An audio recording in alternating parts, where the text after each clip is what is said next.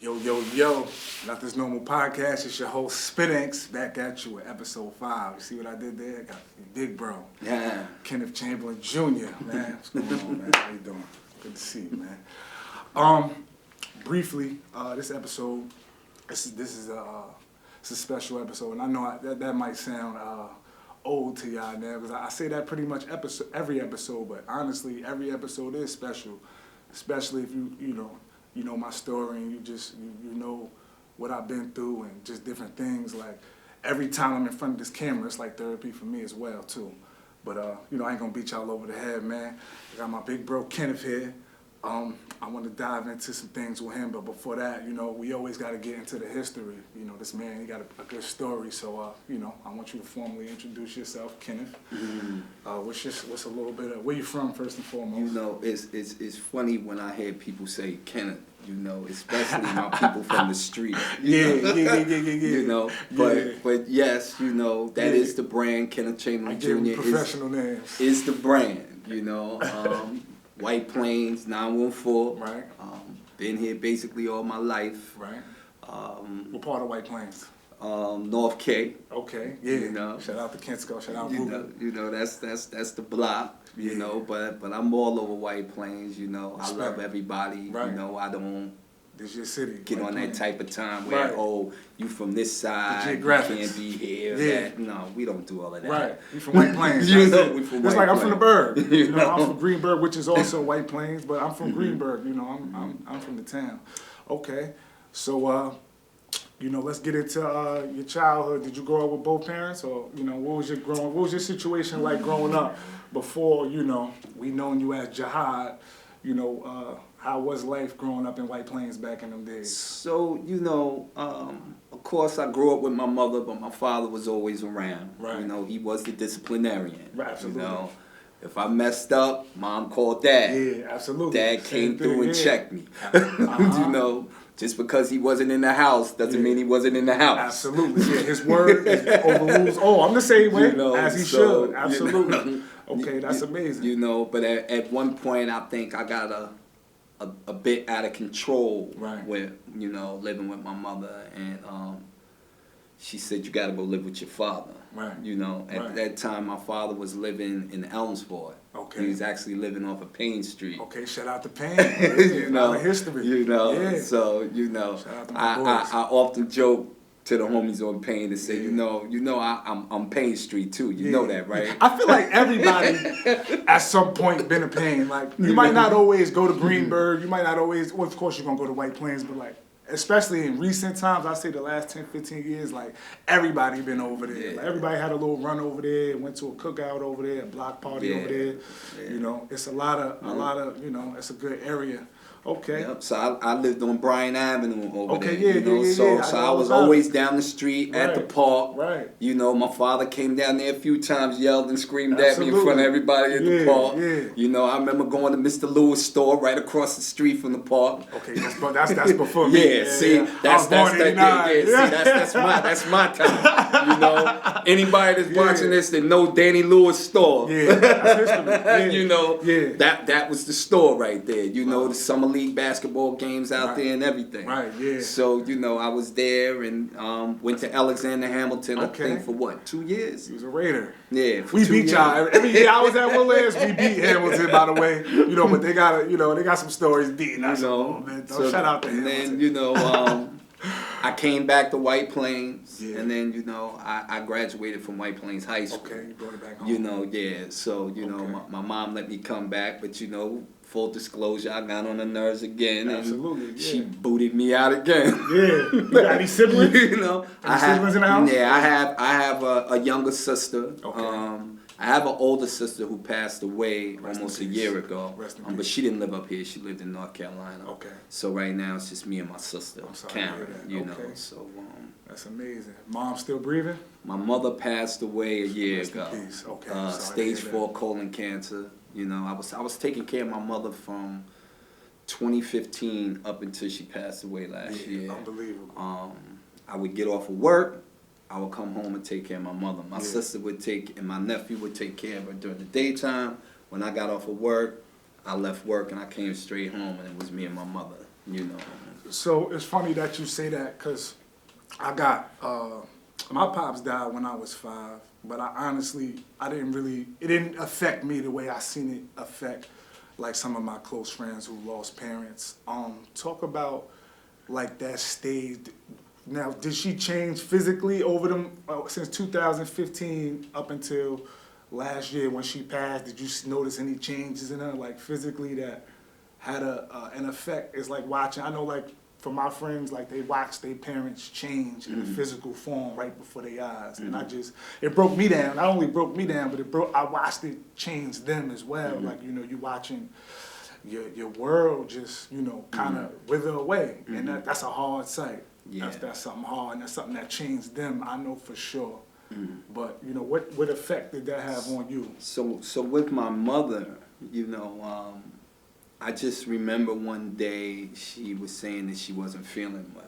Right. And it was in 2015 that I found out that she had cancer. Okay. But she never said anything. Right. She never told myself. She never told my sister. That's usually we're just in the hospital trying to figure out what's going on. But at that particular time, my mother said, when the doctor came in, that's my son. You can say whatever you want to say in front of him.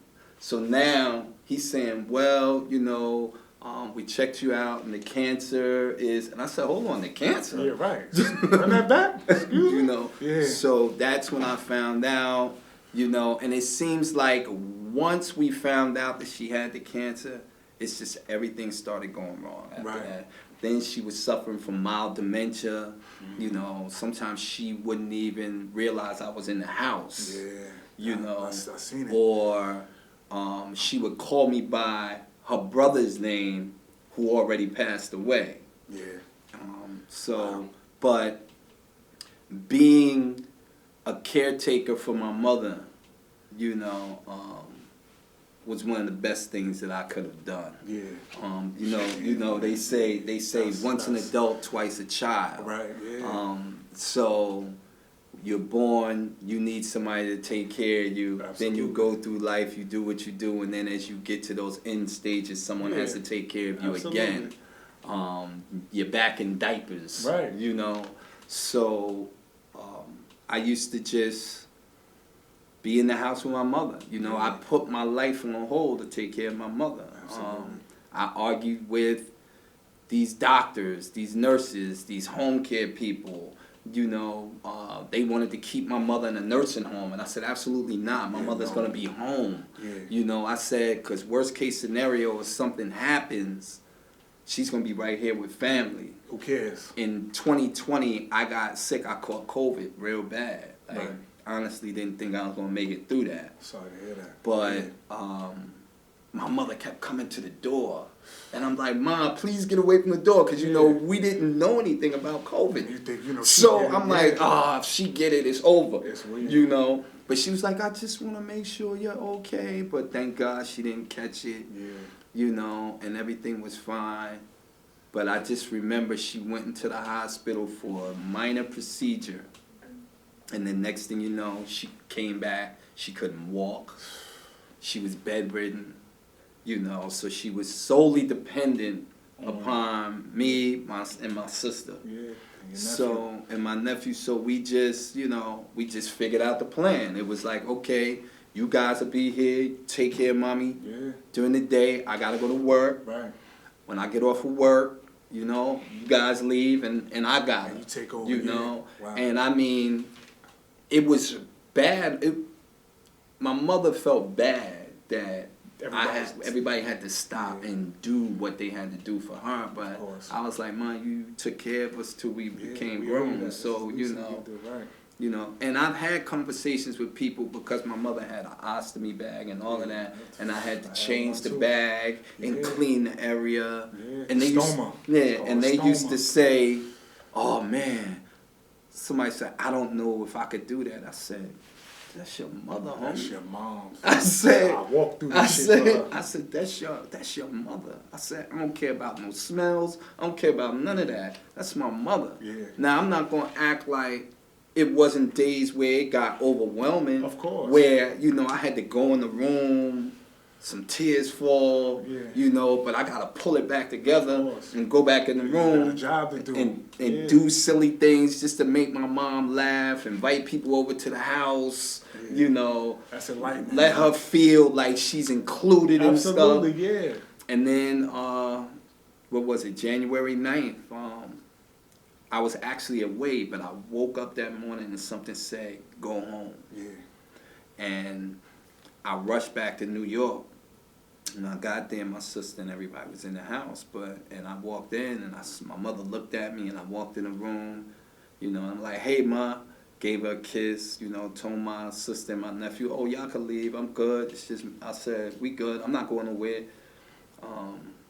And then I was sitting at the table, and I remember eating a slice of pizza, and then I got up and I walked in her room, and I looked, and I said, oh, she's asleep.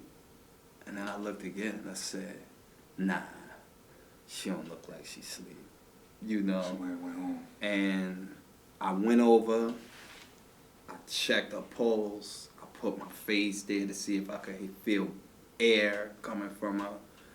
And I looked, you know, and then I purposely started making loud noise in the room to see if it was going to wake her up. Right. And I was like, yo, nah, she's not going, she ain't leave me. She ain't leave me, you know. And then I called one of my mans who live in the building. I said, yo, come here for a minute. He was like, what's up? I said, yo, go in there and check my mother. And he went in there. And he just came back out and gave me a hug. And said, yo, she gone, bro. You know, so now I had to call my sister, my nephews, call everybody, tell everybody come back to the house. So you gotta grieve, heal, and spread the news, the worst news you could ever get. I take a lot of strength. And then, you know,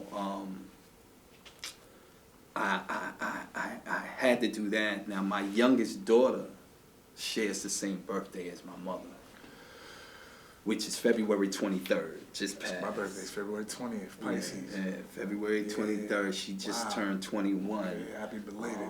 And happy belated to her. She was at college. So I called her, and I'm like, hey, what you doing? And she's like, nothing. I said, I got to go somewhere. You want to come with me? So she was like, go where? You know? And I said, just get dressed. I'm coming to get you, you know? And I had Mayo, one of my attorneys, go with me. Oh, Mayo, Bartlett? Yeah, he went to school on Mall. Shout out to Mayo. I had Mayo go with me, and when we pulled up, I got out the car, and I was trying to smile, you know. I'm like, hey, princess, you know. But she seen it on my face. Yeah, she was like, what's wrong? Yeah. And she started backing up. And then I told her, and, you know, and that was that. Yeah. You know, so she has dealt with a lot of loss. She was 9 years old when my father was killed, you know. Wow. She was still in high school when I lost my older daughter in a car accident.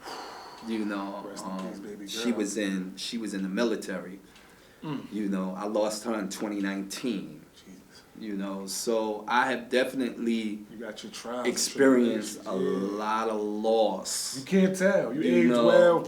When I see you, you wouldn't be able to tell. That's a testament to your strength. Because I feel like death for guys like us, with our background and just what society expects from us, like I feel like death is like damn near the only way to get to us. Mm-hmm. Some of the only ways to really that you just can't prepare for that. Because coming up in some of these environments that we do and situations we put ourselves in, you adapt defense mechanisms. Mm-hmm. We learn how to defend ourselves from mental, spiritual, and physical attacks. The defense is not just physical.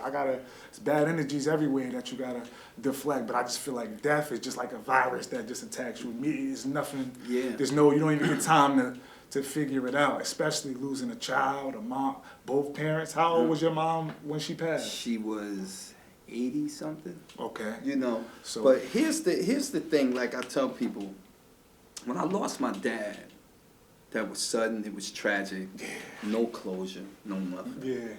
When I lost my mom, at least I was in the house with her. Yeah. At least every day it was a kiss on the cheek. Right. Ma, I love you. I'll be back. I'll see you when I get off Right. to work. Right. I come back to the house. We play around. Right. I try to make her smile and everything, you know.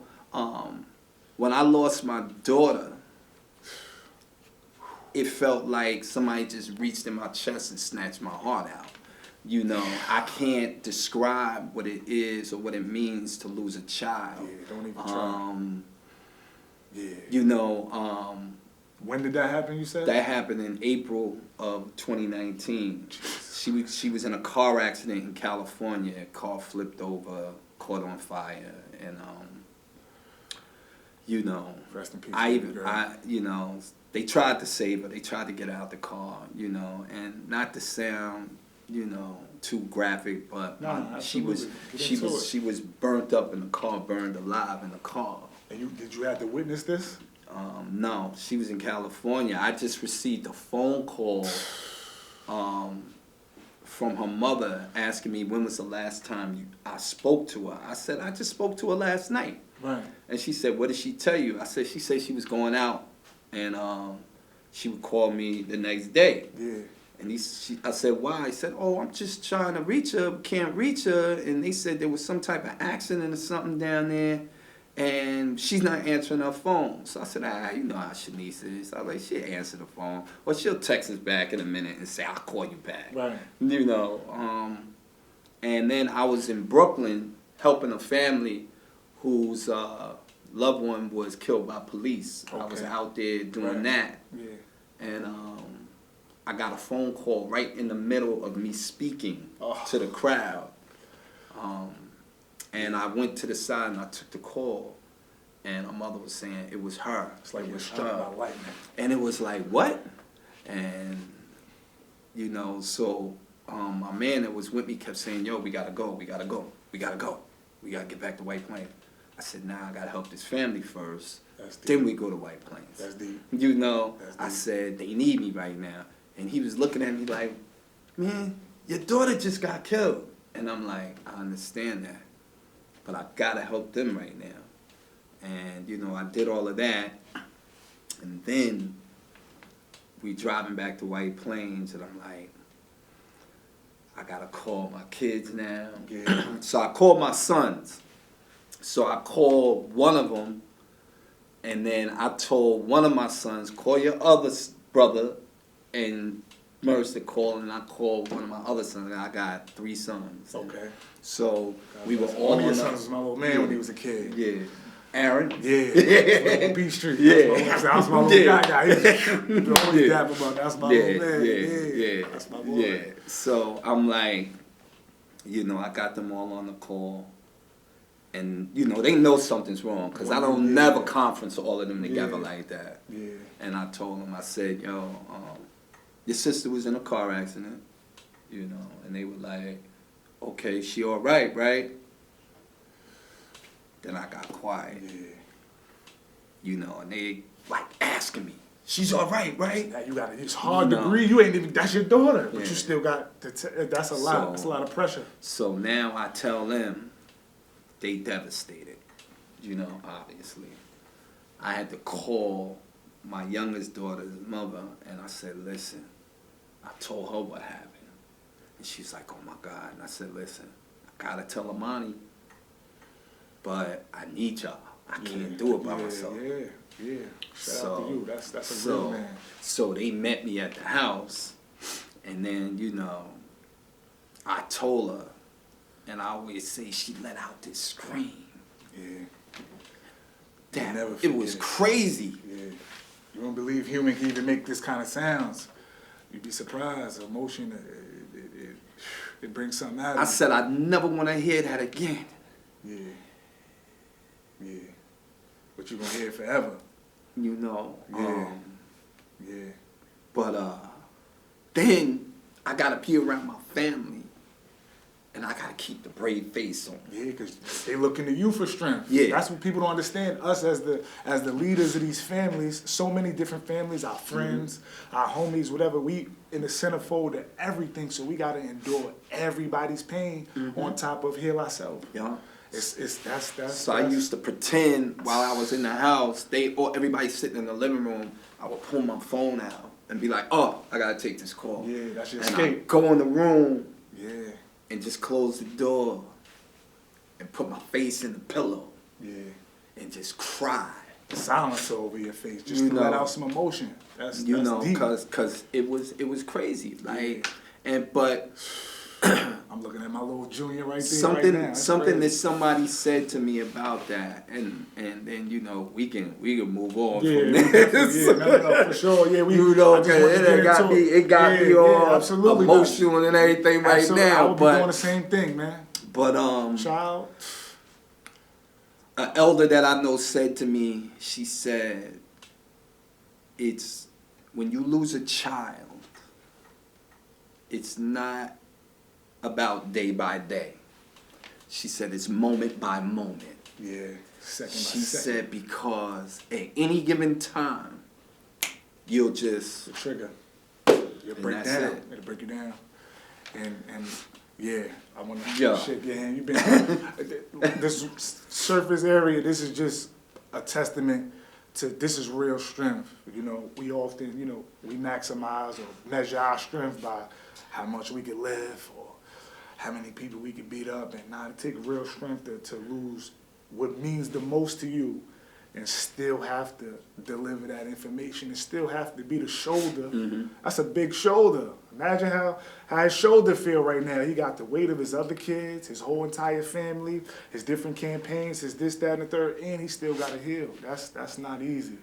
That's not easy at all, and that's not for a coward. A coward would never be able to do those kind of things. And just before we move on that, I think when it comes to like death, it's something that we know is coming, but it's hard to prepare for, because it's like, this is why with war, I'm not really a fan of war as I get older, because I feel like the life of my brother is not worth the life of my enemy. You know what I'm saying? So if I send him off in war to kill my enemy, I could potentially lose him to the system or to retaliation.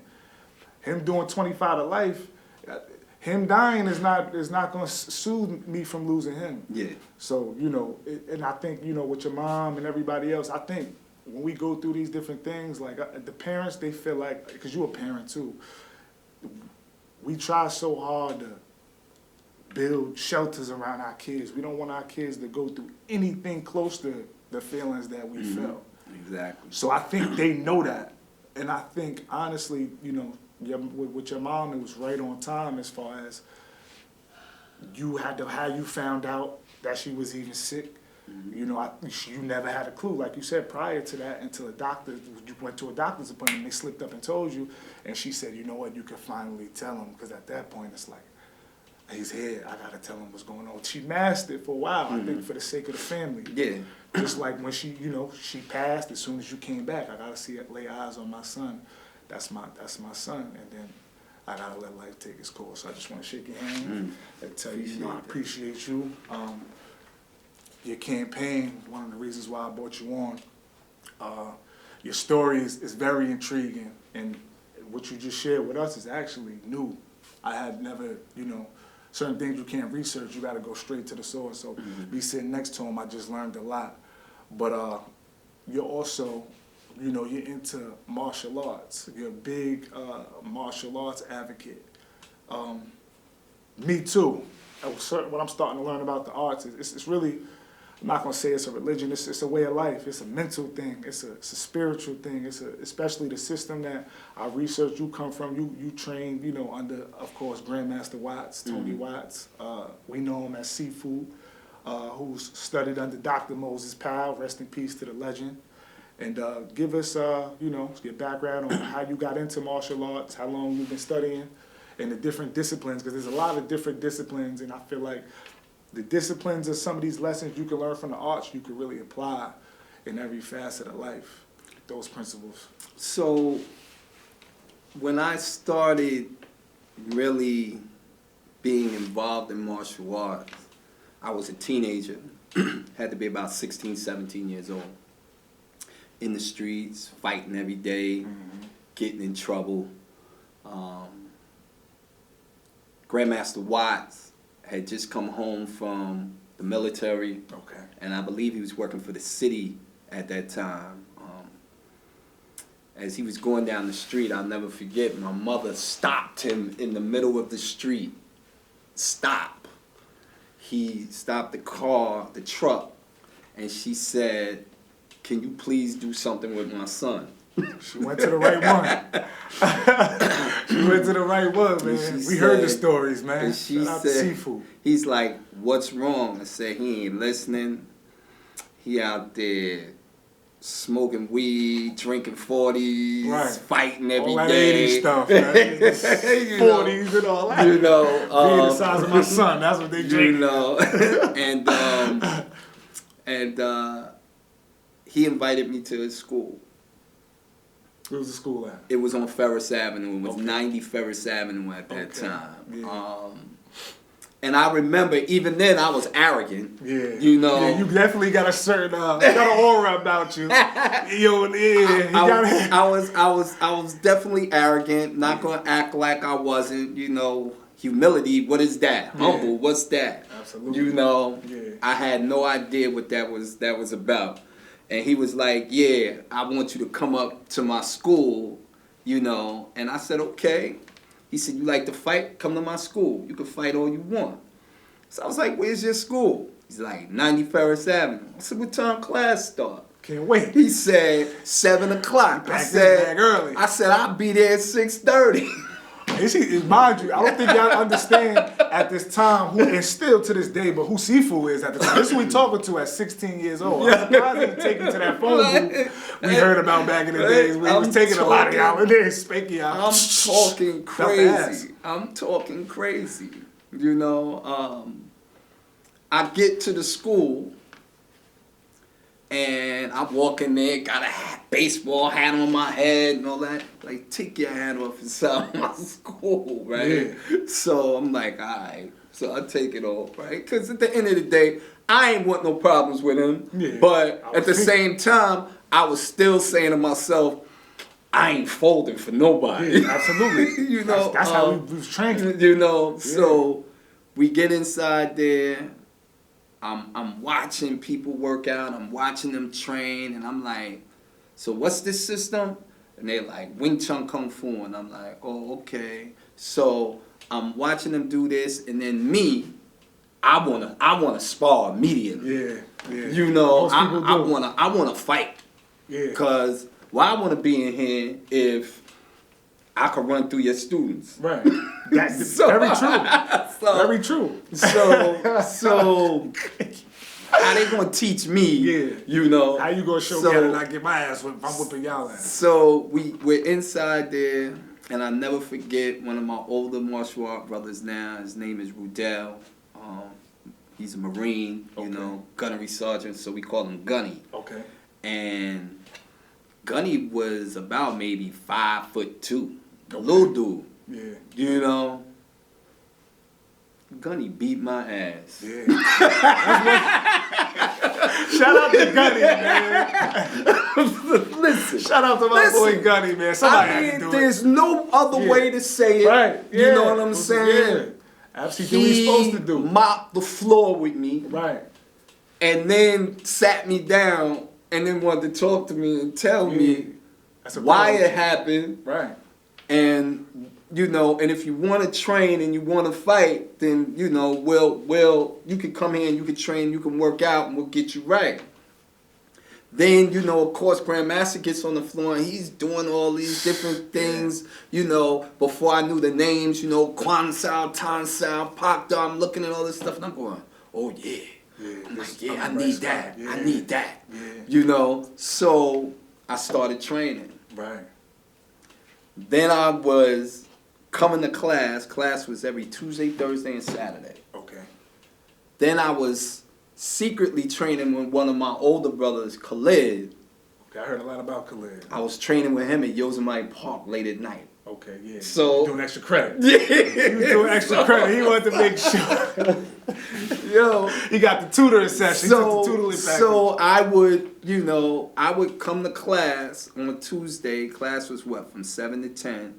3 hours. And by 10, 15, no exaggeration, I was in the street in a fight. Yeah, now you want to apply. Because, I want it's show and tell time. You know? Yeah, it's show and tell. That's time to get it. I want to see if it works. Yeah. You know, because if it don't work, I don't want it. Yeah, let me just, so, cancel my subscription. So you getting into a lot of fights on the street, and somebody said, "What the professor now? What was this?" So how'd that go? So they went to Grandmaster, and they told Grandmaster that I'm out here fighting. Right. Stop teaching me because I'm just out here like boycott them, beating people up and stuff like that. So I actually got banned from fighting in the school, where Grandmaster, and he'll tell you, he barred me from being allowed to spar and everything in the school. Oh, wow. I couldn't do none of that. All I could do is just do exercises, drills, and things like that. Was not permitted to fight. Put the leash and the muzzle on. So but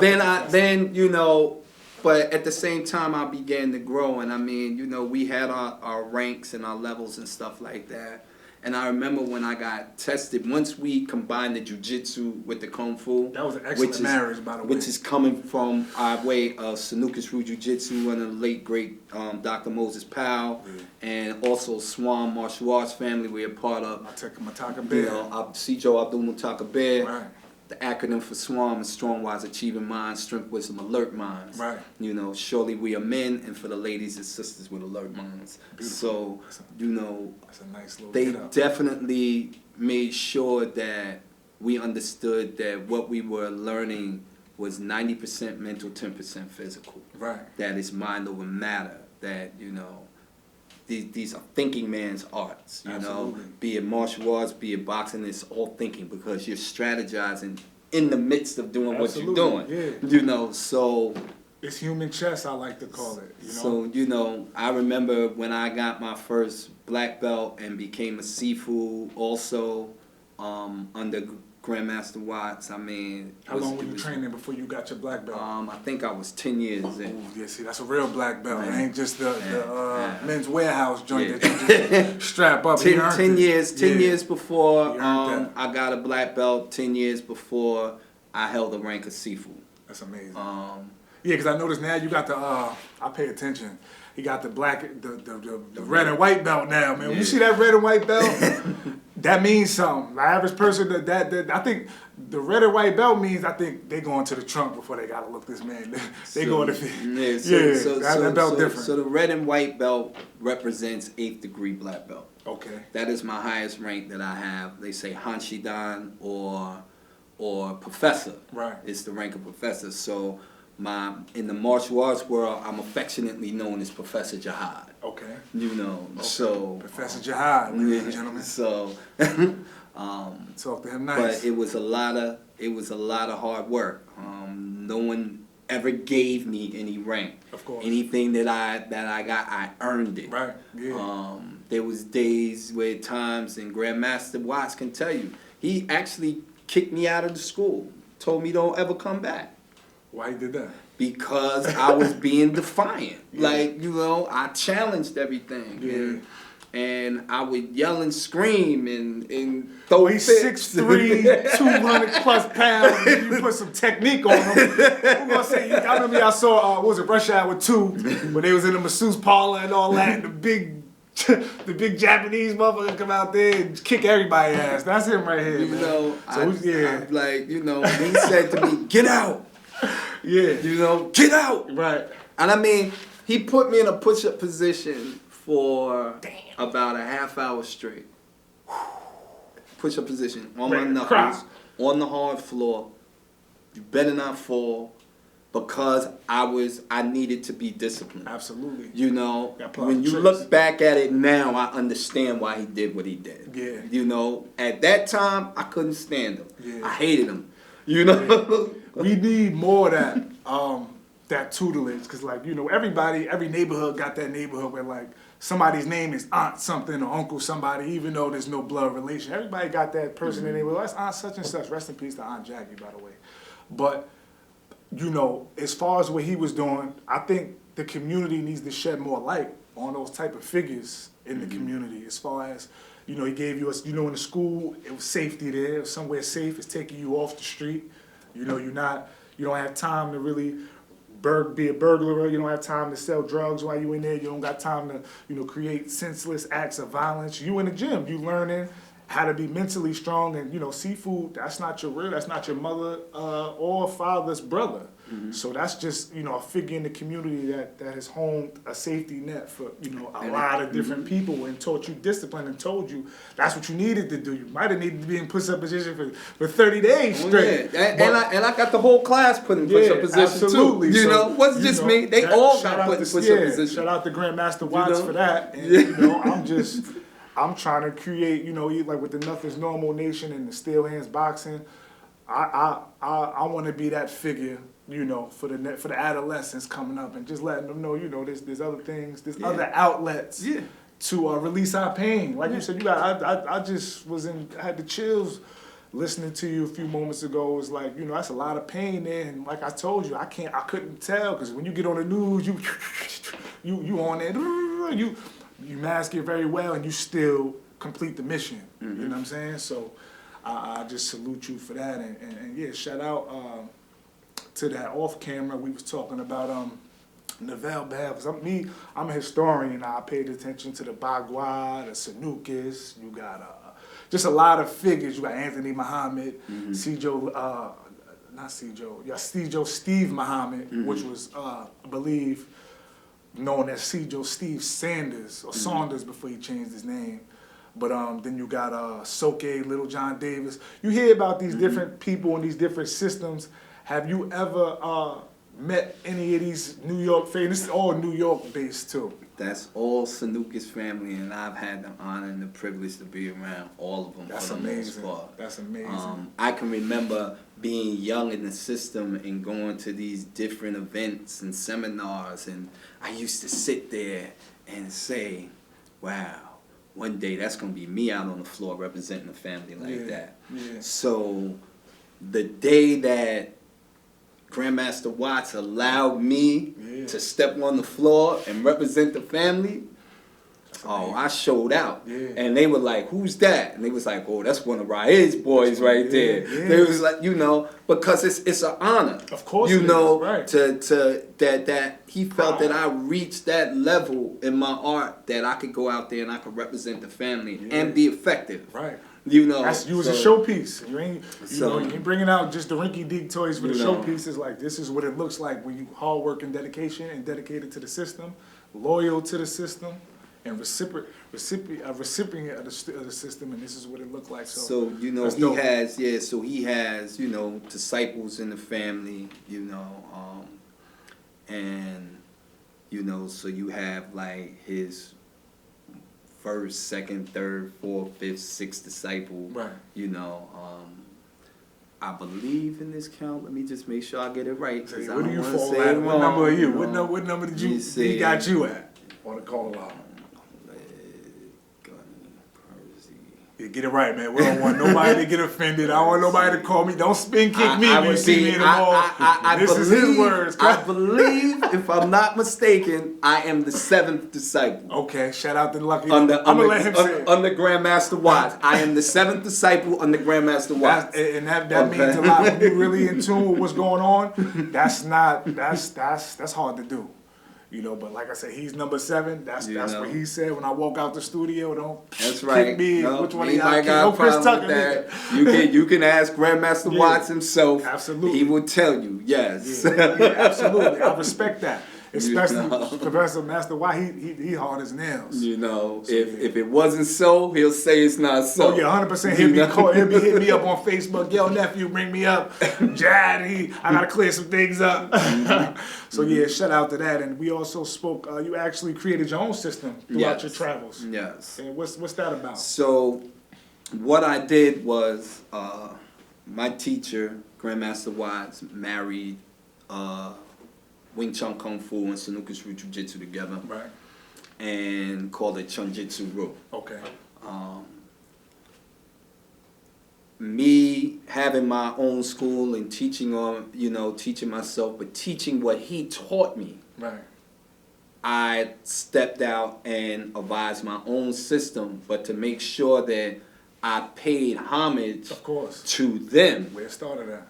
I just called it Chun Samru. Right. Okay, which is the Chun is the Wing Chun, the San is the Sanukas. Right. And the rule, you know, we usually say is whatever works, you apply it and you use it. Okay.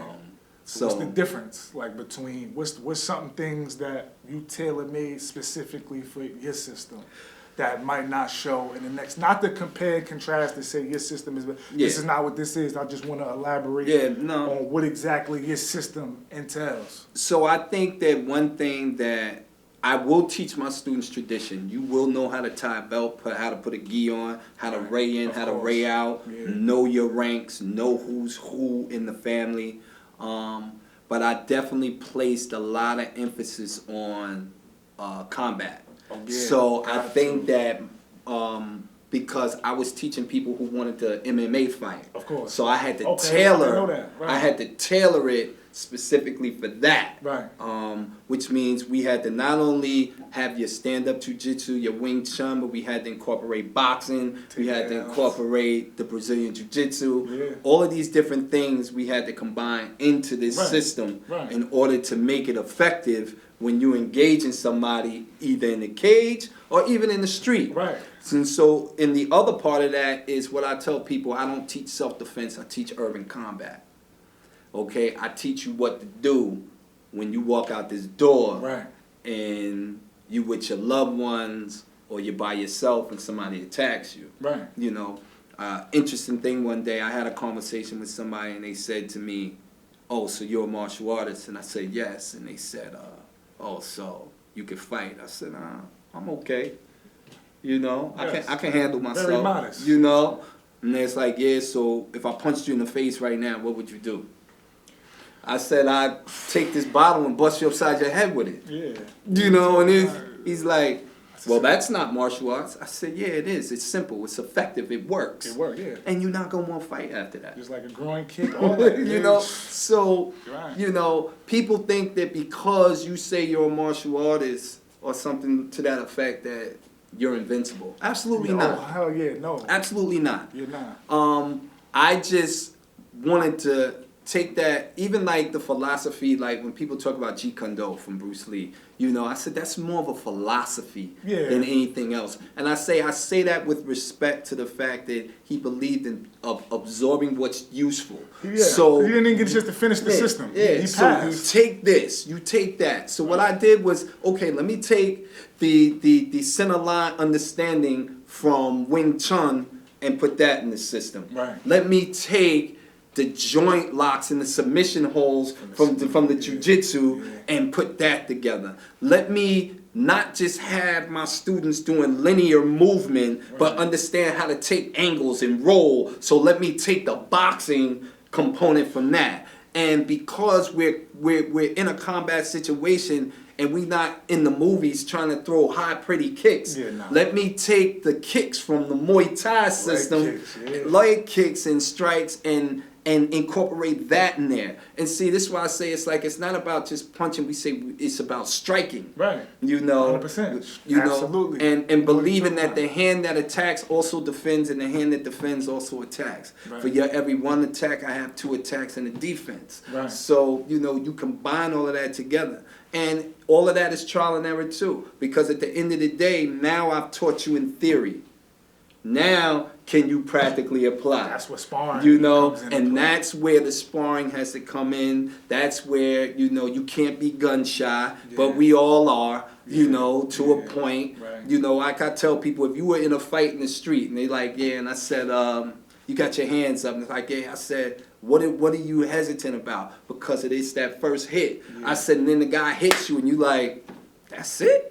It's like, and now you in your zone now. Fighting is 100% mental, and that's something that I've been telling my students for the longest. Well, not for the longest. I just started implementing with these because I teach boxing.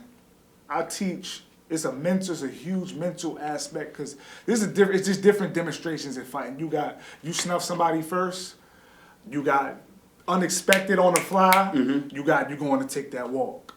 Taking that walk is a different mental than when you just fire off with somebody. As you taking that walk, it's starting to settle in. I'm about to fight. I don't know what this person could bring. I don't know how hard he about to hit me. I don't know how hard you start overthinking. So just because you know the techniques and the principles does not mean you're gonna know how to. You got to be able to perform on all that on every cylinder.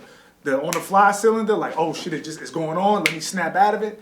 Then we going to take that walk and getting fired on. All of it is a different mind frame that's hard to mimic unless you go through it. You know what I'm saying? And if you say that your heart rate doesn't go up, oh, you're a fool. You're lying. I don't give a fuck who you fighting. Yeah, everybody. Mike Tyson said he got nerve. He couldn't even sleep the night before. It's natural. You're lying. And people have to understand there's a difference between self-defense. There's a difference between competitive fighting, urban combat, and self-defense. Yeah. You know, so I tell people, when you're dealing with competitive fighting, we in a cage, a ring, whatever, there's a ref there. Somebody's going to stop it. Right. Okay? Once they see that you cannot intelligently defend yourself, it's over. Yeah. You know? It's over. Not in urban combat. It's over. Okay? To the third grade. I always joke, and I got the Mills Lane voice. Can you go on? Can you go on? You know? That's what's going on. You know? You know? So straight up. That's what you got. Self-defense now, you're talking about, you're dealing with the element of surprise. Right. Okay? So I might be like this, listen, come on, man, I don't want no problems. Or we say these defensive postures that people don't really, they look non-defensive, and you might have your hand right here, but you really got your hand up near your face just in case, you know, when you're talking. So you got that. So then when someone does attack, you're responding to that. And you're attacking the attack. But then you have urban combat or mutual combat. Now that means we going to fight. Skill versus skill. Right now. Let's go. We going to fight. You called me out, or I called you out, or whatever. It's a real situation. Nobody's gonna stop it. Yeah. You know. That's a different headspace. That's where you find out who's a man in a lot of cases. That's a different type of fight. Yeah. And if you're ever training with anybody that makes you believe that all three of those are the same, then you need to get away from that person. 100%. Because that person is gonna get you killed. That's not to say that you can't use certain elements of each one. Right, of course. But understand the difference between them when you're talking about engaging with somebody. And you always have to view your opponent as being the most dangerous person in the world. All it takes is one shot, man. You know? It's all about who get off first. If he know how to use, if he got a AK-47, but he got a 2.2, and he get to his 2.2 before you can even engage with your AK, out of here. You know? So you can have all the tools in the world, you got to know how to apply it. And sometimes simplicity is a masterpiece in itself. I'm not trying to be out there all day. You have to be ready to be out there. It's called endurance. You know, endurance is important in martial arts and fighting, period, for the mind, for the spirit. Fighting is a mindset. It's not, it has to be if you plan on being successful or not getting rolled over or being a victim. You have to have a mind for it that I'm going to make it home by any means necessary. If you don't, you can know all the techniques in the world, and it's just, your brain is going to take over, and it's going to, you know. And you already know, as a fighter, we better not ever see you go like this. I'm on you. Now we know. I'm on. Oh, he tired. I see that first gap. I see you jump up and down. That comes from, hours of training. You start to pay attention to body language. We see you do that, you know. You get cracked, and it's like, ooh, and let me just put the disclaimer out there that we are in no way advocating or promoting violence. 100% no. That's not what we're doing. We're talking about the art. Okay. We're talking about really the world. We're not advocating violence. However, there's going to be, at some point in your life, you might have to get violent in order to protect what you work, whatever means the most to you. So it's not an advocating it.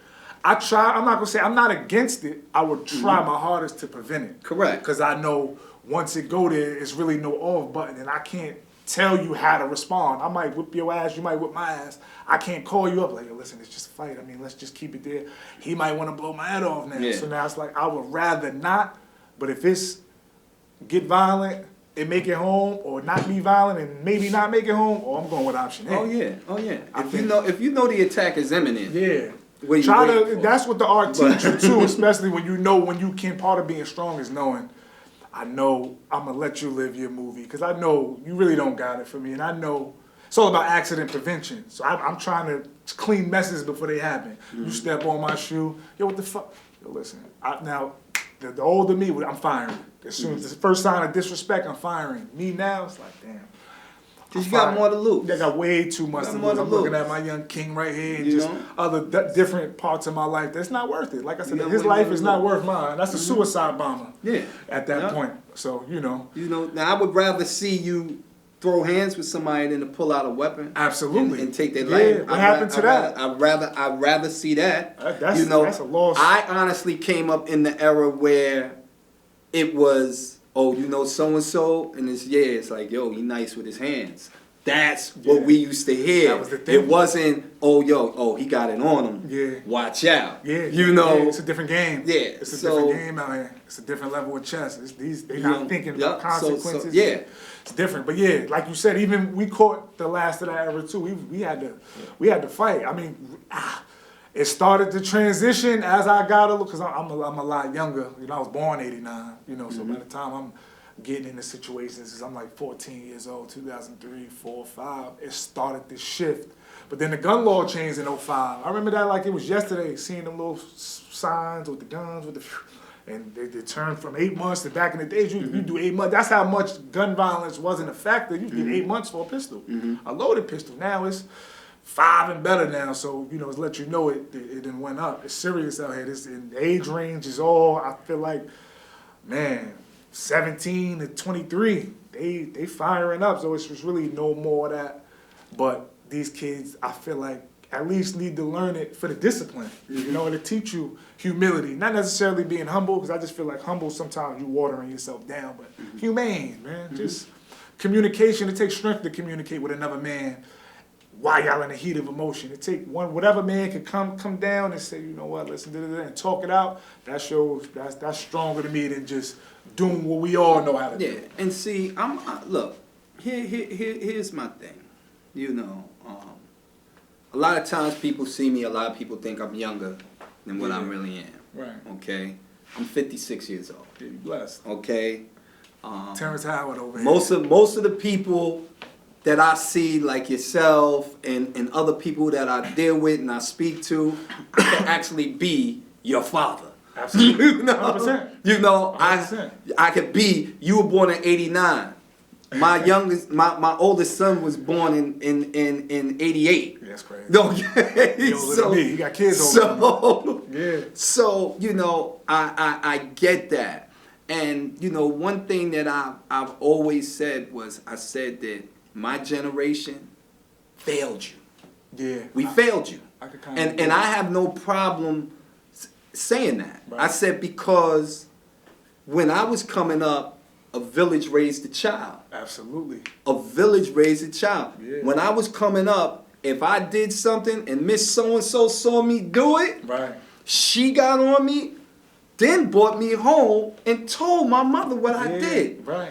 Now, this generation, don't tell my kids what to do, don't talk to them, blah, blah, blah, Yeah. So, but just because we drop the baton or drop the ball with y'all doesn't mean that we can't pick it back up. 100%. Which is why, like, when I see you doing the stuff you're doing, right, I hit you and I commend you and I support it and said, listen, any way that I can help you, let me know. 100%. Because I see where it can go and I see the vision and I'm saying, look, I see where this can go.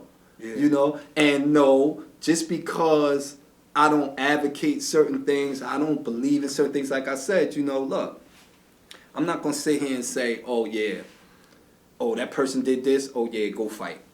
Yeah, that's not at all.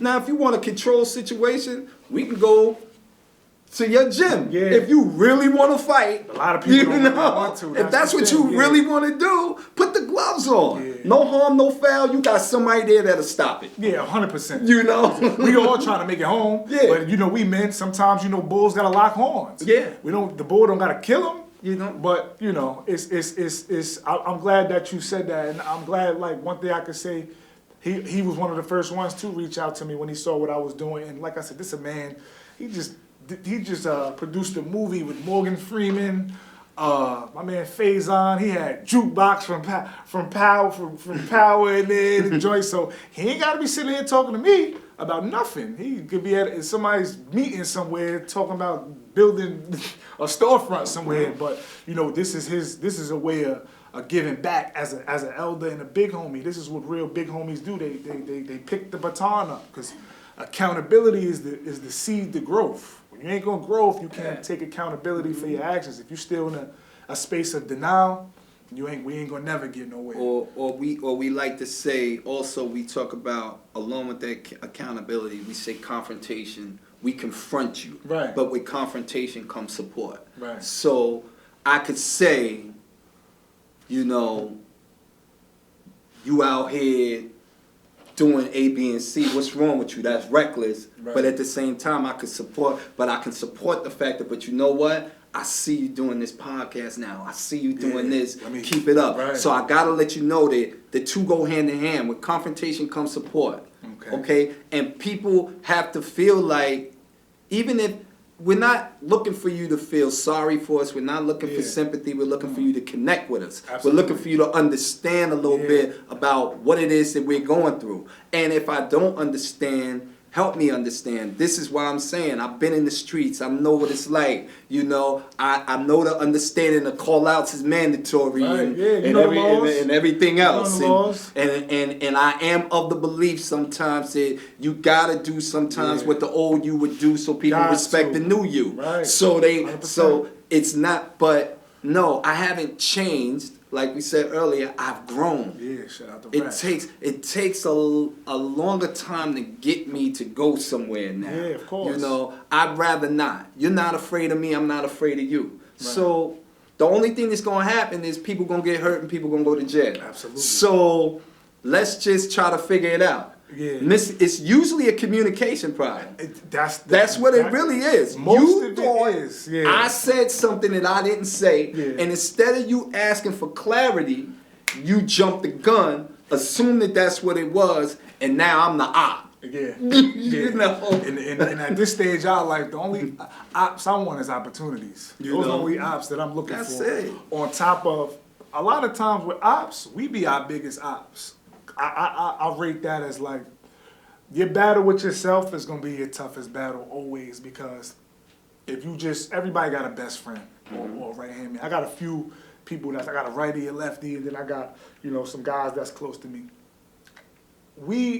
I never really got into a straight out, all out fight with nobody, none of my main guys. And we had situations where we be out there squaring up for half an hour, but it's like nobody want to throw that first punch. Because once I'm waiting for him to throw the first punch, I don't want to throw the first punch. So we end up not fighting. And the ones that we do end up fighting, they threw the first punch. Now it's on. We often imagine squaring up with yourself. Are you going to be bold enough to throw the first punch at yourself? Like, wake up, snap out of it, get focused. A lot of people don't have the courage to do that, so they just never address it, and they just never change. They never grow. They stay right there because they don't have the courage to battle with themselves. And that's funny because when you say that, like when I got the name Jihaad, Grandmaster Watch gave me that name. Right. And he gave me that name because he said, you're always in a battle with yourself. All the time, right? You know, that battle against right and wrong. You know, good versus evil, or whatever you want to call it. Right. You know, because people think when they hear the name Jihaad or Jihad that it means holy war, and that's not what it means. Jihad means to strive or struggle. Okay. That's what jihad actually means. You know, or you say jihad fi sabilillah, to strive and struggle in God's name.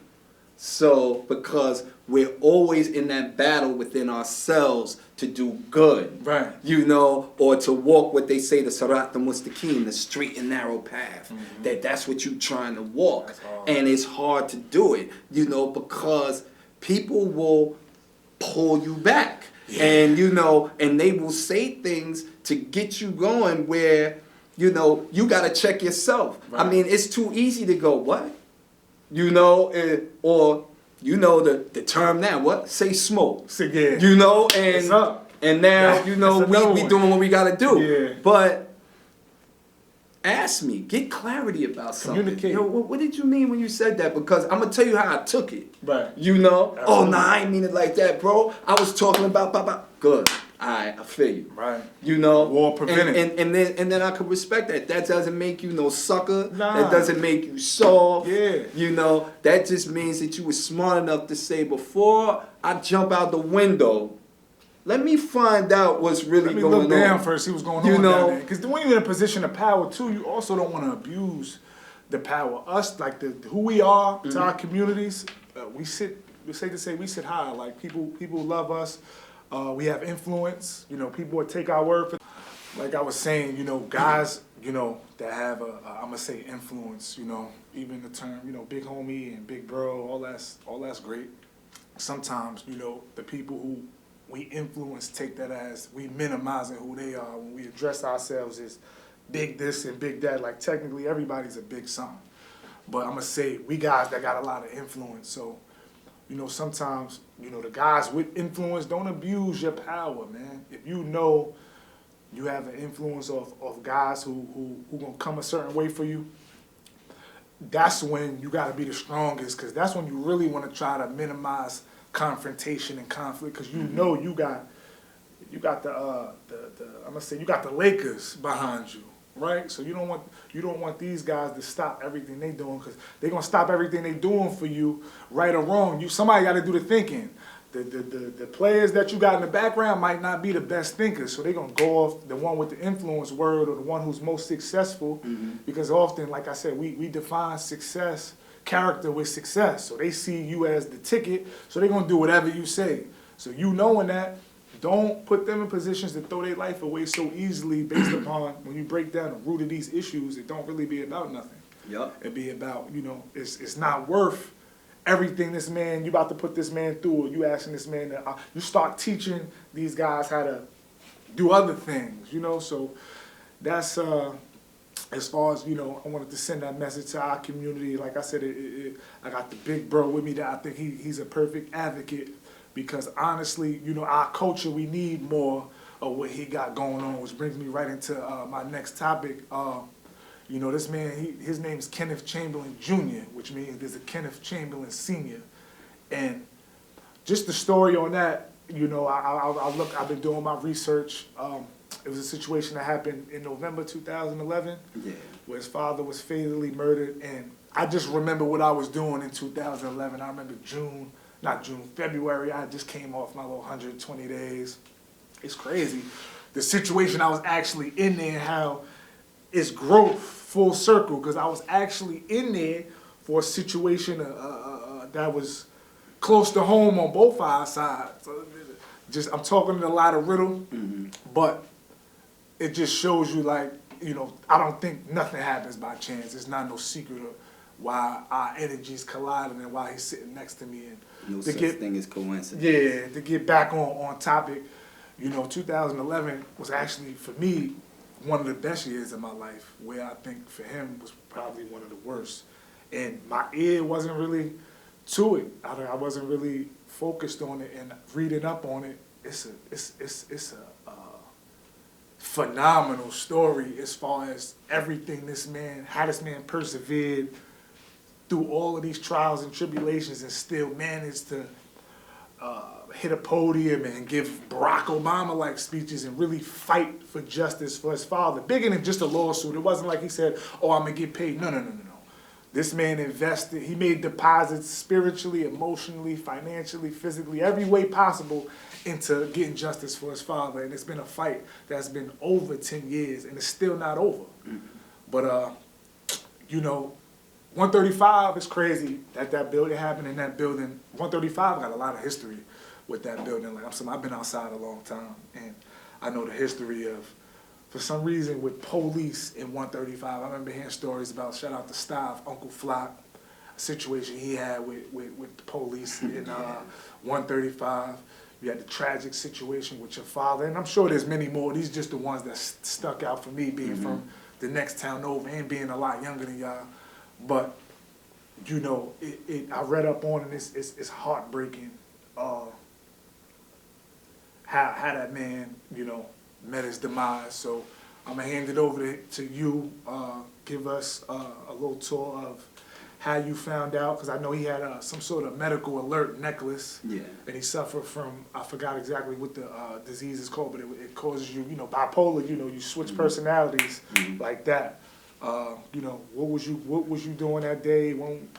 Last time you spoke to your father, and just this ongoing fight, the movie. You got you're on HBO Max. Just give us the history, the past, present, and future of Kenneth Chamberlain Sr. So, my father, on November 19, 2011, he inadvertently triggered his Life Aid pendant that he wore around his neck. Right. He suffered from a heart condition and chronic obstructive pulmonary disease, or COPD. Okay. So it was very hard for him to move around. Couldn't really walk up a flight of stairs without using an inhaler, Right. things of that nature. That morning when he activated it, the monitoring station attempted to reach him, but they weren't successful. So they called the police and said, you're responding to a possible medical emergency. Not a crime in progress. Right. A medical emergency. They arrive at my father's apartment at 135. They bang on the door. My father comes to the door. He says, I didn't call you. Leave me alone. I'm fine. Yeah. You would have thought that would be enough for them to say, okay, and just leave him alone. We sure don't understand. But for over 90 minutes, they were banging on the door. They were yelling. They were screaming. They were mocking his military service. He was a Marine. Right. And, at one point, you hear my father say, I'm telling you I'm all right. And a police officer says, I don't give a fuck, nigga, open the door. Really? They then take the door off its hinges. They fire electronic taser at him. They fire beanbag shotgun at him 4 times. And then they fire live rounds at him and shoot him and kill him, saying that he posed an imminent threat to life or well-being. How old was he? He was 68 at that time. And this is somebody who had a medical aid alert Yeah. necklace around his neck, that he was that much of a threat to some of 10, 15 officers? Yeah. Wow. So, okay. Makes sense. The way I found out about it was, I was up early that morning anyway. I get up early because I'm up doing calisthenics and anything else. Of course, yeah. And the phone rings. So when I see the phone ringing, I see it's a friend of mine. So I'm immediately thinking, what this dude do? Now he want me to cover for him again because he done stayed out or something. So I answer the phone, and I'm like, and we had this crazy conversation whenever we talk. So as soon as I pick up the phone, I'm like, fool, what you want? And then he's like, yo, you need to get to White Plains right away. Phone calls you be getting. And I said, why? What happened? And he said, I don't know, but the police is banging on your father's door. I said, banging on my father's door? I said, what they banging on my father's door for? He said, I don't know, but you need to get out here right away. In the process of him saying you need to get out here right away, he got cut short in that sentence. He said, you need to get out here right now. Oh my God. And I said, what happened? And he said, yo, I think the police just shot your father. And I said, what? So I hung up the phone, put my clothes on. I was living in Greenberg at that time. Shot out to White Plains. I get out to White Plains, yellow tape is up, crime scene, tape, all of that. I get out my car, walk over, and I asked the cop that was standing there, did y'all just shoot somebody? Cop says, what? What are you talking about? I said, let me be more direct. Did y'all just shoot my father? Right. Right? That's cut. Yeah. So he says, you got ID? So I pull my ID out, I give him my ID. He says, he takes it inside the building, and then this other cop comes out with my ID, hands it back to me and says, go to the hospital. So I said, what? He said, go right to White Plains Hospital. I get to White Plains Hospital. My cousin is with me, and my boy that called me, who is actually one of my students. Okay. And we get to the hospital, and I tell them, you just brought someone in here, gunshot wound. So they were like, all right, they buzzed this door. And not in the normal waiting area, but they took me to some private waiting area. They had me inside there, and we're sitting there, and you don't know how much time elapsed at that time. So we're sitting there, and then all of a sudden this doctor comes in, and he just looks at me, and he says, I tried to save him, but I couldn't. Went crazy. I'm sorry your father expired. And I just looked at him, and I said, can I see my dad? And he said, yes, come with me. And he took me into the emergency room.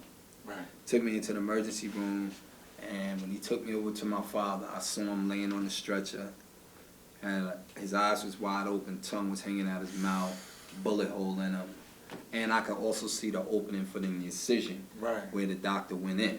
Right. They hit him in his arm. And yeah, attacked his and lungs. I'm like, what happened? What happened? And next thing I know, this cop just comes out of nowhere and says, we ain't got to tell you shit. And I just looked at him, and I'm like, what? That's just inhumane. Man just lost his father. So I walk outside the hospital. As you know, now I'm upset. Of course. I'm cursing, yelling, screaming. Just saw my father dead. And next thing I know, it's about 10 or 15 police surrounded me. And it got me in a semicircle. And I'm looking, and I'm like, looking at them. And I remember my cousin saying, please don't do nothing. Please don't do nothing. Yeah. And I said, nah, they just killed my father. And I looked again, and my student was standing there, and I remember giving him my ID, my wallet, and everything, and my keys, and I said, hold this. And he said, why? I said, no matter what you see happen, don't get involved. And he was like, nah, that's not going to happen. I said, yeah, it has to. I said, because they're going to kill me. You right? Can't wait. So, I said, and you're going to have to tell this story.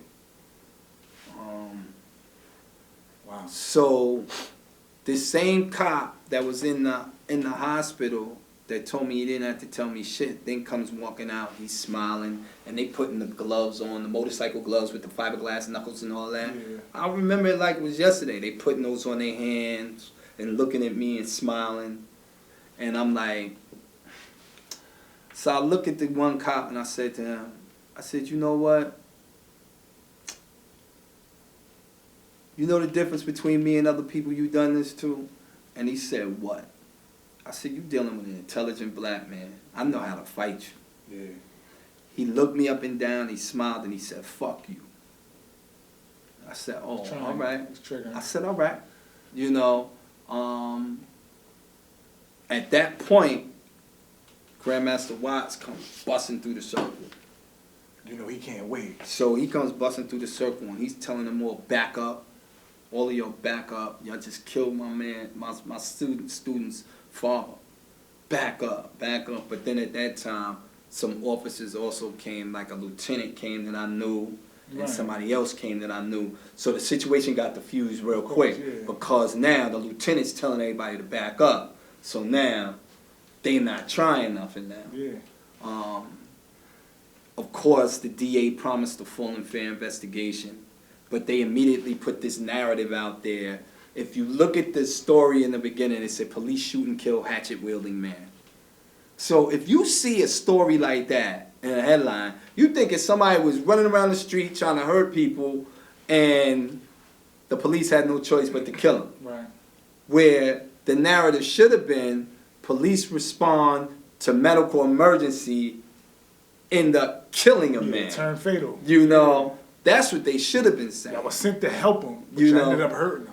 So the DA promised a full and fair investigation, but like I always say, we always hear the same thing, and that's after an exhaustive investigation, The grand jury has determined that there's not sufficient enough evidence to charge the officers in the killing of Kenneth Chamberlain Sr.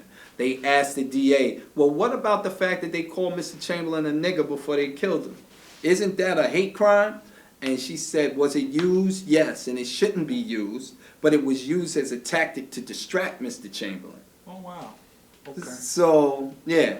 And every time I say that, people look and say, what? So they called your father a nigger and they did it to distract him? Yeah, what was he supposed to blink when he said that? Like, so, that's...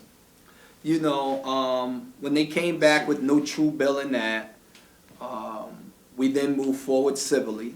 Right. And, you know, people think that, oh, it's about money at that point. Yeah.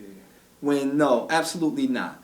When you move forward civilly, now your investigators, your attorneys, now they can find information that may or may not have been presented to the grand jury. And we know the grand jury is a secret. So you don't know what was presented, what they put on the table for the grand jury to consider to even get an indictment. Right. So we did that. This is where we found out that not only was my father shot with the beanbag shotgun 3 times in the front, but the 4th shot was to his back. So he was shot in the back with the beanbag shotgun. We also found out because the police said that his hand was raised above his head and he was attacking the officer with a knife. But the forensics and everything said no. The bullet made entry here, 3.5 inches below his shoulder. So that's right about here. So if you just look at that, you don't have to be a mathematician to understand this. Yeah. If his arm was raised, the bullet wouldn't have went here. It would have entered here. Absolutely. So it went here and it went across and it ripped everything. It busted his heart and everything. So there was no way that he was going to survive from that. And of course, in 2016, even when we moved forward civilly, they found for the city and not for me. So I filed an appeal. Yeah, I seen that. I filed the appeal, and in 2020, not too much longer after the killing of George Floyd, the Second Circuit Court of Appeals came back with a decision and ruled in our favor. Right. And they said instead of treating Mr. Chamberlain as a critically ill patient, you treated him like a criminal suspect. Treated him like a terrorist. So you are not protected under qualified immunity, and this is something that the police officers use as a tool, and it's not a law, it's a doctrine. Right. Okay? It was a ruling that a judge made to put qualified immunity in place, which protects officers from what they call frivolous lawsuits. Right. Unless you can prove that a person's rights or constitutional rights were actually violated. So now we're back in court again. Right.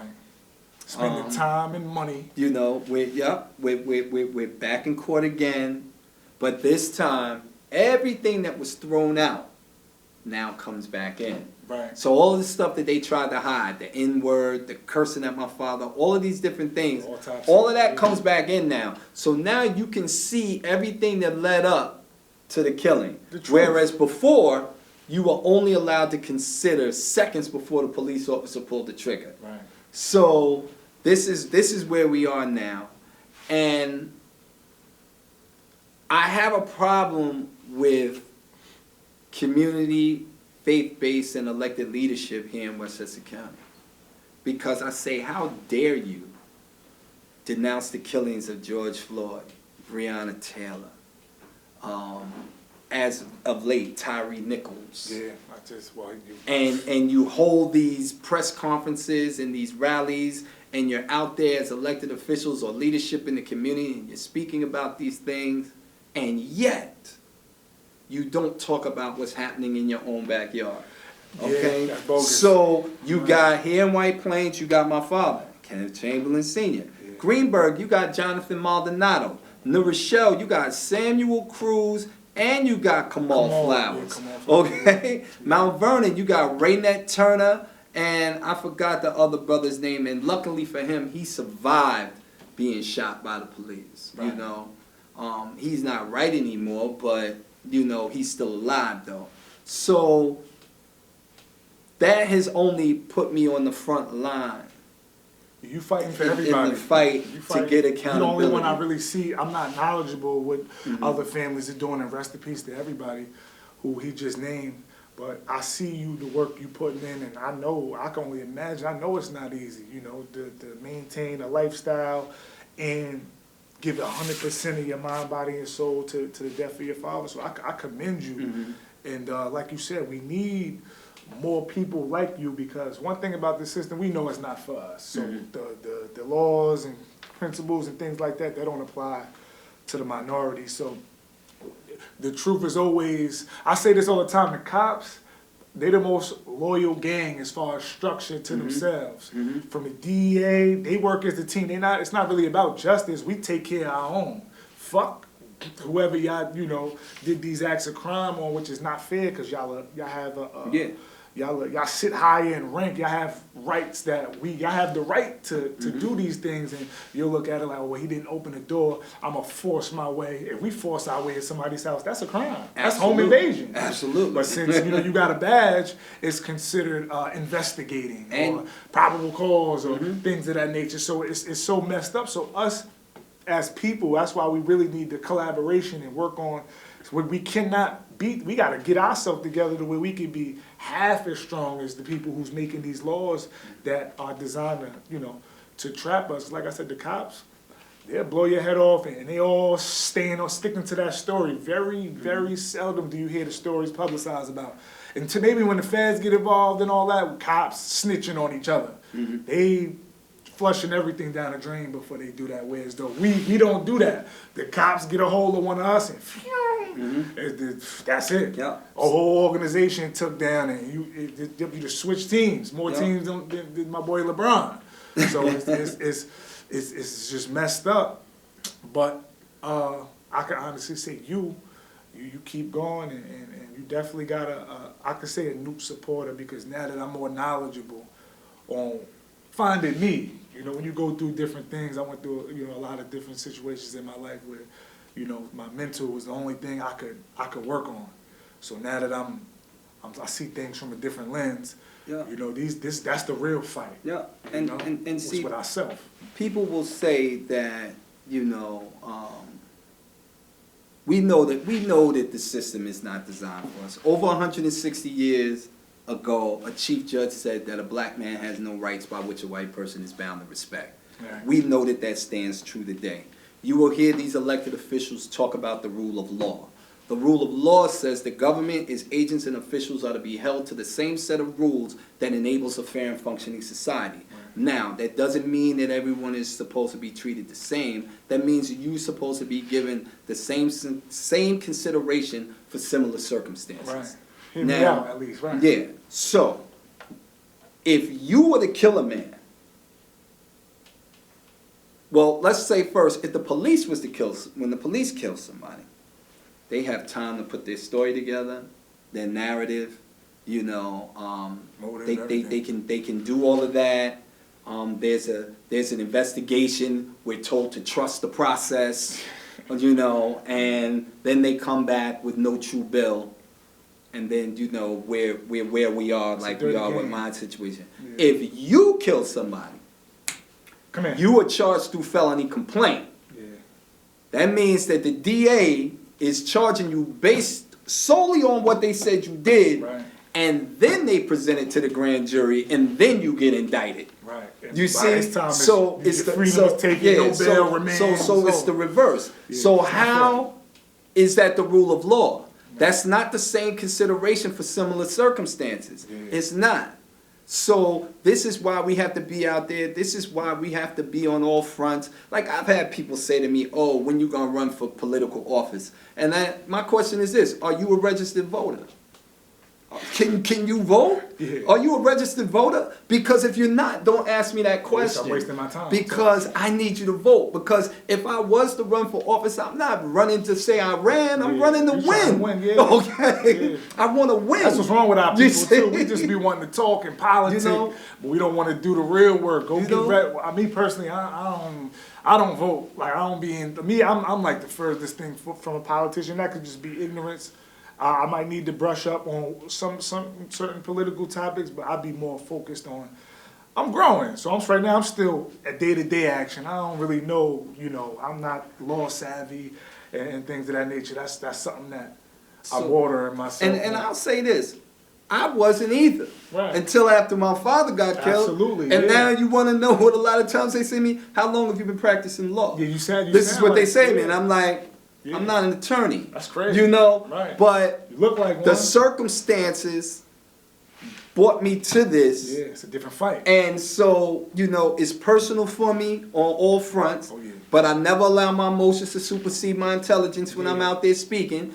Even if I feel like I just want to shed tears behind it. I have to speak factually, because if I lose credibility, it's over. That's it, done. It's over. Yeah. You can never speculate in fights like this. You have to speak factually. So I always say to people, anything that I say as it pertains to the killing of Kenneth Chamberlain Sr. is available through freedom of information.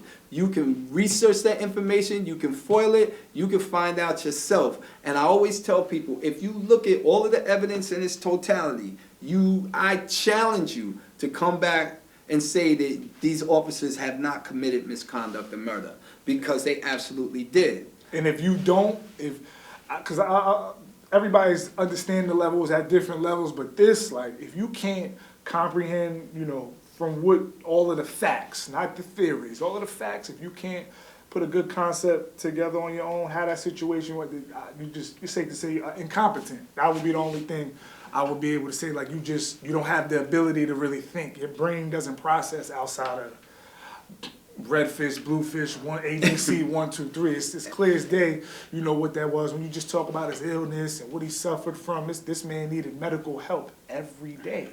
How in the world is he physically capable enough to pose a threat to anybody? And I've asked for help. I've reached out to the big names that you know out there in terms of activism and everything. I've reached out to all of them, and nothing. Of course you know. This is too real for them. This goes against nothing. the plot. You know, even out here in the city of White Plains or Westchester County, you know, I will say this, and you know, it's hard to say, and it's a good and bad thing.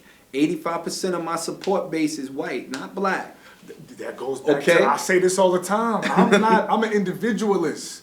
I'm all about, my nation is genuine.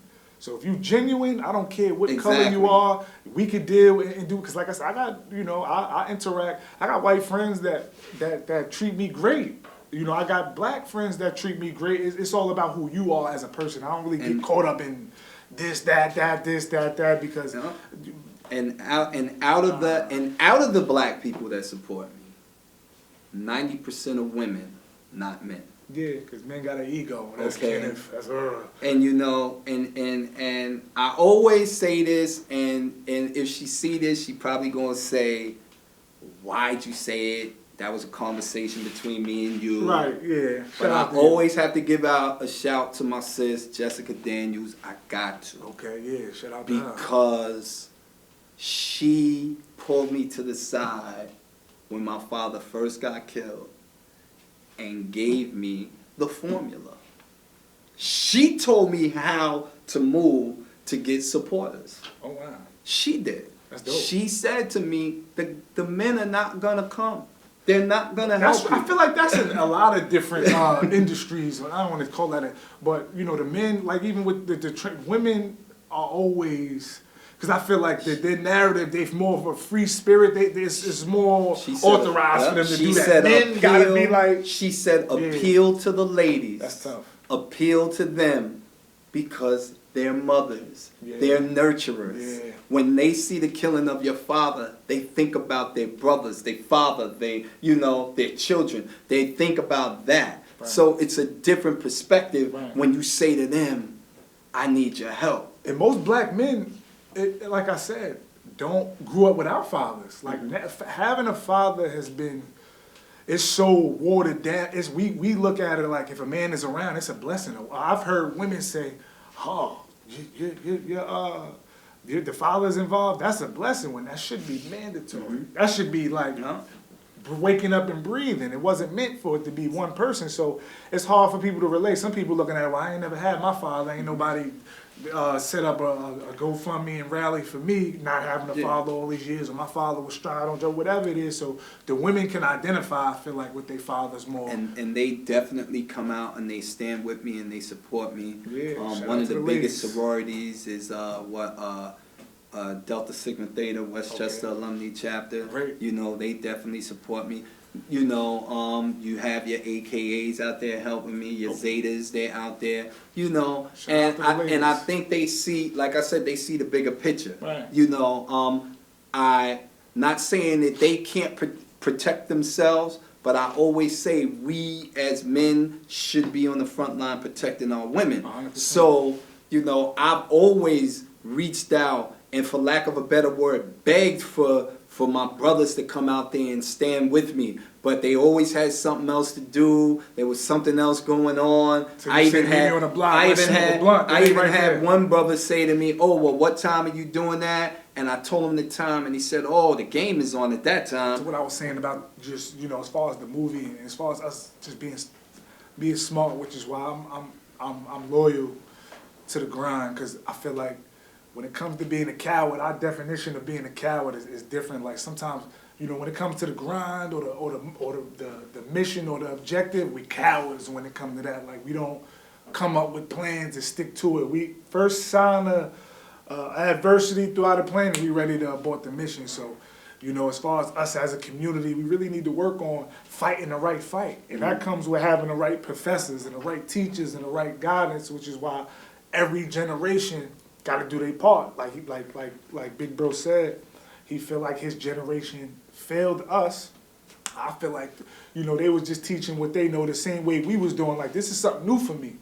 So I feel like, you know, it's my job to stay the course and keep a nothing's normal attitude and keep everything, you know, trying to guide these youngins into finding different outlets for our pain.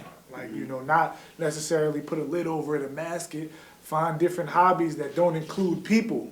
You know, people is not always going to serve you good. You know, you can't always use people to gain. Sometimes you got to find ways to entertain yourself and work on self-healing. And like I said, just back with the cops, they loyal. If we learn, like, they structure, you don't really hear too many cases where cops snitch on cops. You know, so we really need to just fight the right fight. With this fight for your father, I also seen you produced and came up with a movie, The Killing of Kenneth Chamberlain Sr., that was released in 2019 on HBO Max. And let us know, you know, what sparked that idea, because, you know, that right there was genius in itself. And you went to go get a real cast. This wasn't no web series where you just grabbed the iPhone and went to the Star Diner and recorded and then went down again. No. This was real deal Holyfield, and I commend you for that. Excellent movie. It's one of the movies where you could feel it. Like, gave me a John Q type feel. Like, certain movies, you know, it bring emotion out of you. You know, John Q is one of them. Soul Food, when Big Mama died. Like, you even go back to the cartoons like Disney. You got Lion King when Mufasa died. There's certain movies that just touch me. That was one. It was actually too graphic for me. Like, I don't really like watching things like that could really have a real life effect on how I'm feeling watching the movie, but knowing it was based on a true story. So, you know, the movie was heartfelt. I recommend everybody go watch it, purchase it, stream it. But let us know, you know, the process of the movie and how you feel about it, and, you know, so yeah, let's get into it. So I think it was 2017 that a gentleman by the name of David Medell reached out to me and said, "I'm looking for the relatives of Kenneth Chamberlain Sr." Okay. I said, "This is his son, how can I help you?" He said, "How are you?" He introduced himself. He said that he was a filmmaker. He said, "You know, I was following the story about your dad, and I noticed that you're not really getting the national attention that you should around this case." He said, "I want to help you." So I said, "Well, how can you do that?" He said, "I want to make a movie about your dad." So he sent me, you know, a link to some movies that he's done, and I watched that, and I said, okay, this guy really does movies, you know. We spoke a little bit more. I put him in touch with my attorneys. Everything we gave him was obviously free through Freedom of Information. We did not give him any confidential stuff. I would say as fast as we gave him the information, he was sending back a script. Oh, wow. He sent the script back. I read the script, and I said, okay, this is fine. And then he said, all right, I'll be back in touch with you. The next thing I know, he says to me, hey, I got some good news. And I said, what's that? He said, I got somebody who wants to play your dad. And I said, really? I said, who? He said, do you know Frankie Faison? I said, Frankie Faison? I said, Coming to America, Frankie Faison? Yeah. I said, Commissioner Burrell from The Wire? Woo! Frankie Faison? Yeah. And he said, yeah. I said, white chicks from Frankie Faison? That's So I'm him. calling all of these different things, right? And he said, yeah. And I said, You did an excellent job, too. I said, absolutely. So he brought him in. Anika Noni Rose played the Life Aid dispatcher. LaRoyce Hawkins from Chicago PD played me. And that's a legendary cast, man. And you know, I was beyond honored. I was beyond thrilled that they saw this not as a means to make money, because it was no budget. No real budget. They saw that as giving back, and read the story and knew about the story and said, let me do something about it. You know, let me help the way I can. Let me use my platform to bring light to the killing of his father. The world needs to hear this story. So, we flew down to Chicago. We filmed down there. Oh, wow. I was on the set, you know, as a consultant, and sometimes I left the set. I was about to ask, I know that was hard. It was very hard. Like, certain scenes, I wouldn't be on the set. Like, especially at the end. We know the name of the movie is called The Killing of Kenneth Chamberlain. You know he dies. He gets killed. Okay? So, especially that end part, I wasn't on set for that. Because it's always hard to look at this movie. Especially knowing what happened, especially knowing there's no accountability, you know, that no one was charged in the killing of my father. No closure at all. You know, I have yet to mourn my father's death almost 12 years later, because I've been fighting ever since. So it was great that they did it. Then we needed somebody to come on as an executive director, as somebody who could help promote it and push it. So they sent the film out, and they sent it to Morgan Freeman. Morgan Freeman saw the film once it was done and said, oh my God, how can we get this? I want to help get this film out there. That's amazing. And then he came on, and then we started pushing it. It started getting these awards and everything, and Gotham Awards and everything else, and different awards at film festivals. And a lot of times now I say, if nothing else, I want the film to be a teaching tool of what not to do. You don't do this way if you're law enforcement. You know, so it's out there. It's on HBO Max. It's on iTunes. A lot of times, if you just Google The Killing of Kenneth Chamberlain, it will pop up, and it'll show you platforms that you can watch it. And I'm not even going to act like all of the platforms are paid platforms. If you have HBO, you can automatically watch it. There's also another link where if you just type it in, it'll just show it for free. So support, man. You know, but I don't. Support the movie. I just tell people, watch it. Don't boost it. Support it. Tell somebody else to watch it. But I always say, and you know, like you said, it's a hard watch. So I always apologize to people ahead of time for any trauma that it might cause, because when you see what they did to my dad, you're just like, oh my God. This is heinous. You know, could get. I mean, I was in the movie theater when they premiered it in the movie theater, and it was not everybody in the movie theater was crying. You know, so. Have you ever watched the whole movie? Or I've watched it far too many times because I use it now as a teaching tool. Of course. I go to colleges and universities, they show the film, and then we have a discussion.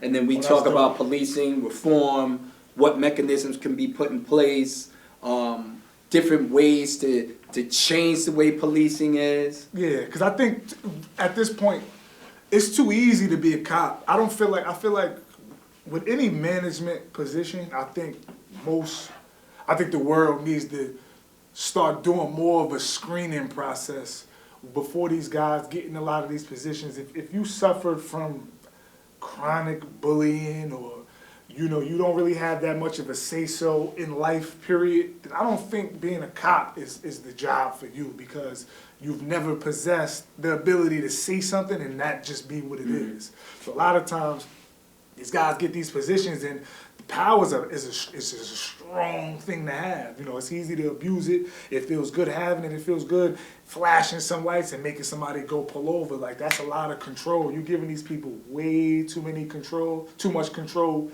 that their brain can't mentally sustain or control or, filter out. And these people are just abusing it and doing ridiculous things with it. So I think the process of becoming law enforcement needs to be a little more vigorous. It shouldn't be just about an academy where you're running up and down and physically being able to time an agility course and be able to chase down a suspect. No, you need counseling. Same way you have, I don't know what the academy consists of, but you have marriage counseling. You got, before you go to the Army or the Marine, there's a process that you have to go through before you can even make it. And they need to send some guys home. Some guys aren't mentally stable enough. You're on target. And I'll say this, as we're winding down, but you're on target, because we're looking at ways, when you talk about police reform has this negative connotation. When you hear the word reform, people think, oh, they're anti-law enforcement.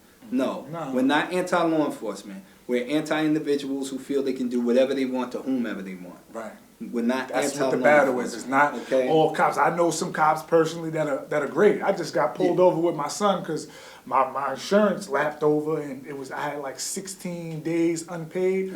The guy pulled me over. He said, "Listen, you work for the town. Shout out to whoever he is in Greenberg." He pulled me over right on Manhattan.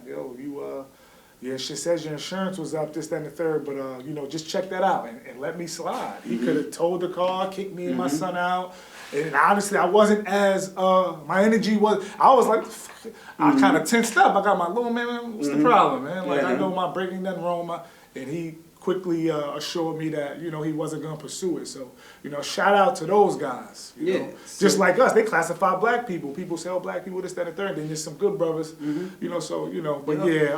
So you gotta look at that. So like some of the things that we've been pushing for outside of body cameras and things like that is we've been pushing for CCRBs, Civilian Complaint Review Boards, but they're no good if they don't have subpoena power. Yeah. So you have to be able to subpoena officers and compel them to come to speak to you, because other than that they won't. Yeah. You talk about we've talked about the licensing of police officers, meaning that the same way a social worker has a license, an attorney has a license, in all these other professions, a police officer should have a license to enforce the law. And if it's found that they're guilty of any type of brutality, misconduct, or criminality, you lose your license and you can no longer enforce laws anywhere. Yeah. But that would mean you'd have to create a national database that they go inside that database where you punch their name up and all of that information comes up. But they don't want to put this data out there because they don't want you to know all of the things that's going on. And then lastly, is you can't just say training and how they deal with individuals who have mental health issues. What about the mental health of the police officer? Right. You have to look at the mental health of the officer, because a lot of times they go through psych testing and it's only one time, and that's before they get hired, and that's it. And then they never psych tested again. And I spoke to a friend of mine who's a police officer, and I said to him, why don't you guys ever do psych testing after they get on? He said, because you wouldn't have any police officers. Ding, ding, ding, ding, ding. So, makes perfect sense. That's what that is. But, listen, all I could just simply say is please, always remember when you see people out there fighting these types of fights, that it is imperative that you stand out there and stand with them. It's not about you going out there and speaking on their behalf, because most of the time they have the people that can speak. Right. We just need you out there to show the numbers. To show, and so you come out there and you stand with us and you stand in solidarity, because you want for your brother and sister what you want for yourself. Let's bring the village back, man. And that's it, bro. Yo, this was dope. I hope one day, we're gonna close it out on this, I hope one day, you know, you fully get that chance to release and grieve your father properly. You know, right now society has really forced you to stay in defensive mode and not even defense mode, attack mode. You fighting, this is a war. This is warfare that you're going through for your father, and is somehow got in the way of you being able to grieve the loss of your father. So I pray God blesses you with that. This won't be our last time linking up. I appreciate you for gracing your presence and knowledge, you know, with the Nothing's Normal Nation. And yeah, man. So, you know, if you're looking to follow me on any type of social media platforms, I'm definitely on Facebook, Kenneth Chamberlain Jr. And on Instagram, it's official Kenneth Chamberlain Sr. on IG. Other than that, you'll find me on LinkedIn and all of those other social media platforms. Just type my name in. It definitely pops up.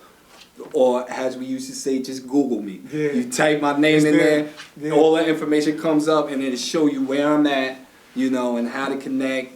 And if you really want to know what's going on, if you reach out to me, I'll put you on a listserv, and you'll know about any events and anything that I have going on. That's dope, man. So yeah, follow the brother, man. So, you know, if you're looking to follow me on any type of social media platforms, I'm definitely on Facebook, Kenneth Chamberlain Jr. And on Instagram, it's official Kenneth Chamberlain Sr. on IG. Other than that, you'll find me on LinkedIn and all of those other social media platforms. Just type my name in. It definitely pops up. Or as we used to say, just Google me. Yeah. You type my name in there, all that information comes up, and it'll show you where I'm at, you know, and how to connect. And if you really want to know what's going on, if you reach out to me, I'll put you on a listserv, and you'll know about any events and anything that I have going on. That's dope, man. So yeah, follow the brother, man. Yeah, man, I hope y'all enjoyed yourself, man. I'll see y'all next time. Episode 5 wrapped up. Yeah, love. Yo, bro. Big bro.